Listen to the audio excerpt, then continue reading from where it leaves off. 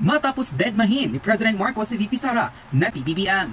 Awa at galit ang naramdaman ng maraming supporters ni VP Sara Duterte sa panibagong ebidensya na tila one of these days ay ilalaglag na diumano ng Administrasyong Marcos ng Vice Presidente. Sa naging recent post ng Malacanang, sa pulsa camera ang hindi pagpansin ni President Marcos kay VP Sara. Noong una ay halos hindi paniwalaan ng maraming netizens ang nasabing video, ngunit nang kanilang balik-balikan ang video clip, nakumpirma nila na talaga palang iniwasan ni PBBM si VP Sara. Sa naging sentimiento ng ilang Pilipino, tila kapag raw tapos ng pakinabangan ng mga Marcos si VP Sara kung ano-ano na lamang raw talaga ang gagawin nilang pambabastos rito. Matatandang nung una ay tila kaninira raw ang ibinabato sa kanya ni Speaker Martin Romualdez. Pagpapatama naman ang tila naging banat ni Congressman Sandro kay VP Sara. Gayun din ang kanyang ina na si First Lady Liza na magpakilang beses iniwasan si VP Sara at ngayon naman raw ay si PBBM ang kitang-kitang dinedma ang Vice Presidente.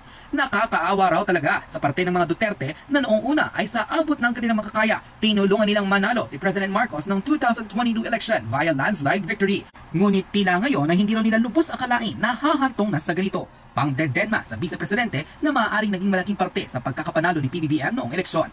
Narito at panoorin ang full reaction video ng netizen online sa pinakabagong issue na pinag-uusapan sa social media na matapos deadmahin di umano ni President Marcos si VP Sara, First Lady Liza nagsasayaw pa sa camera. Panoorin ang full video.